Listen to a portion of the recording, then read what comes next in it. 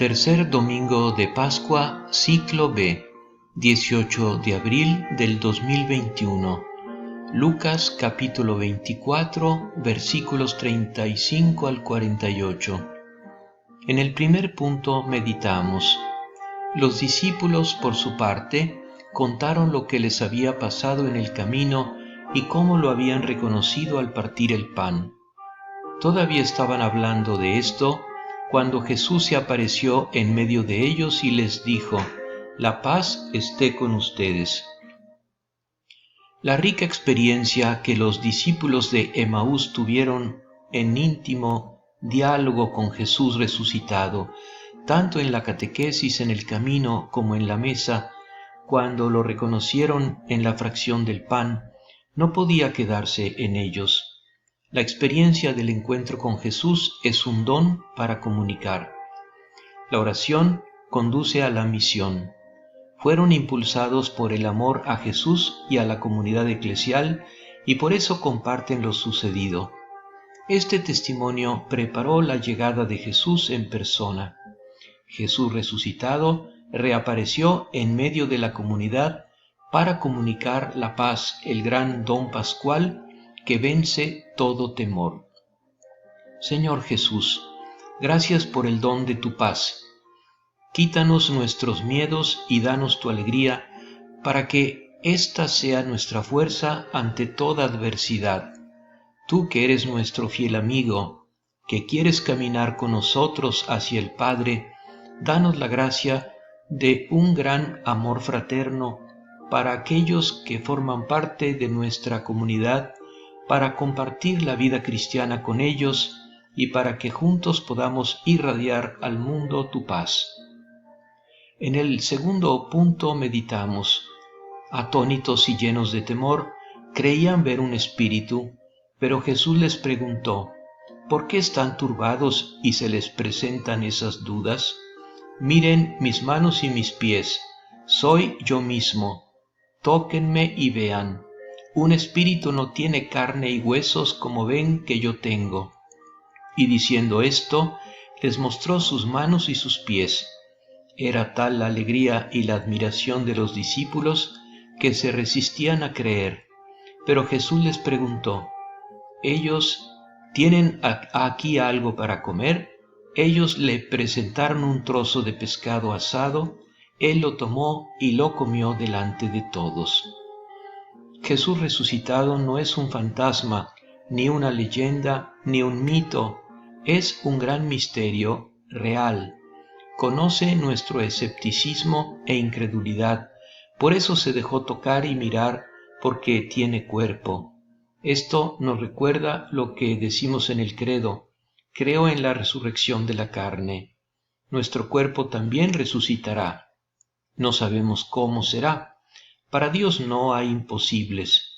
Aquel que creó todo de la nada hará posible también esto. Al multiplicar el pan para los suyos y comer una porción de pescado asado con ellos, Jesús los llevó a comprender su don espiritual. Por tanto, la palabra de Dios debe volver a llenar los espacios y tiempos de la vida cotidiana, y para que esto suceda, es necesario que todos los creyentes vuelvan a tomar posesión de la palabra, a familiarizarse con ella, a sentirse personalmente responsables y custodios de ella en la familia y en los lugares de la vida cotidiana.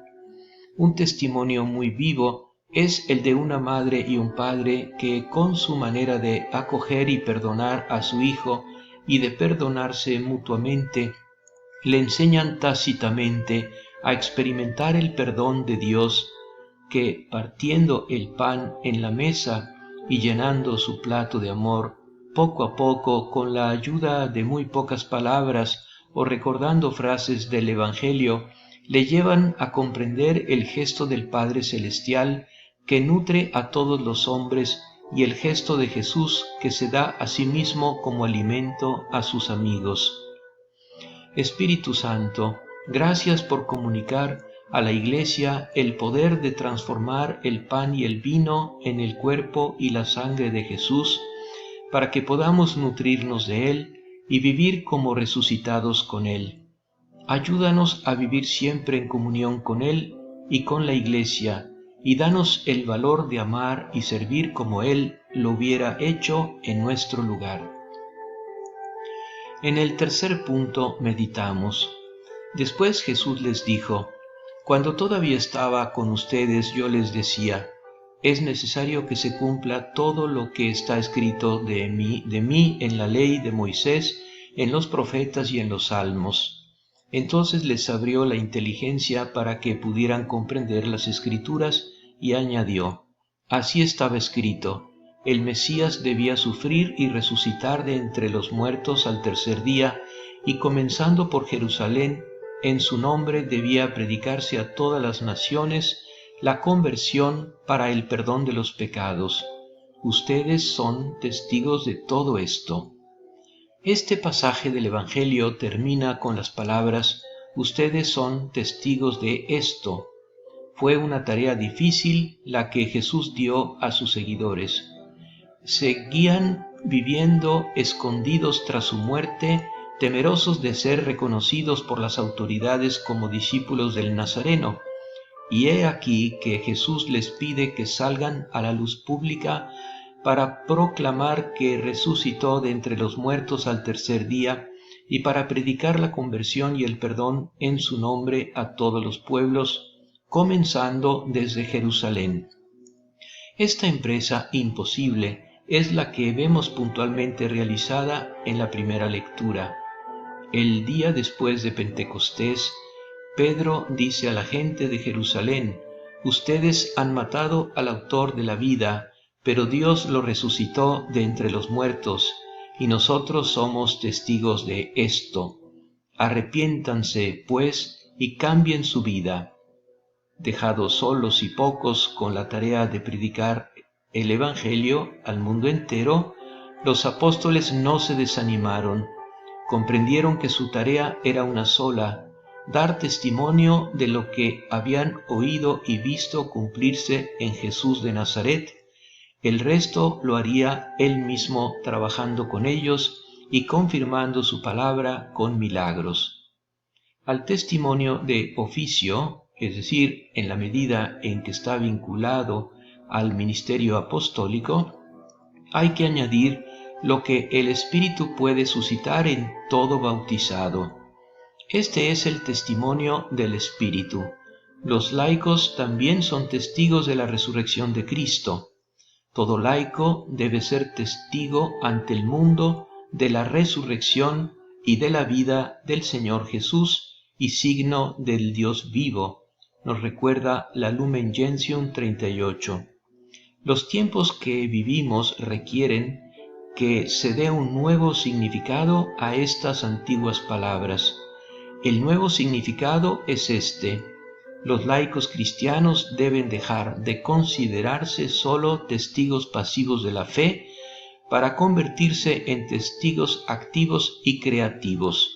¿Qué significa esto? Significa que los laicos ya no pueden contentarse con repetir las palabras escuchadas por la jerarquía o el celebrante de la misa dominical, sino que deben retomar la palabra de Dios, interpretarla y comprenderla a la luz del Espíritu que les ha sido dado y de las experiencias concretas de su vida, dando así testimonio de ella de una manera original. Reapropiación es un término que se usa con gusto en nuestros días en relación con los conflictos sociales, pero también es válido en el campo de la fe. Es necesario recuperar la posesión de esa palabra que nos fue dada por Cristo en el bautismo bajo el símbolo de una pequeña antorcha encendida. Necesitamos redescubrir lo que significa ser un pueblo profético y sacerdotal. Es una cuestión de credibilidad y, sobre todo, de honestidad. No se puede testificar honestamente de lo que se sabe solo de oídas. El testigo no es creíble excepto cuando habla de cosas que ha visto u oído, en otras palabras, de lo que ha experimentado.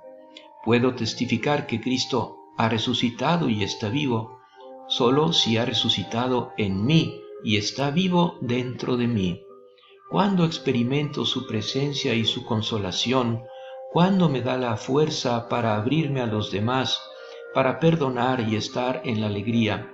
Entonces comprendo que verdaderamente ha resucitado y puedo dar testimonio a los demás. Todo lo demás, aunque esté cubierto de cultura histórica y elocuencia, no es convincente.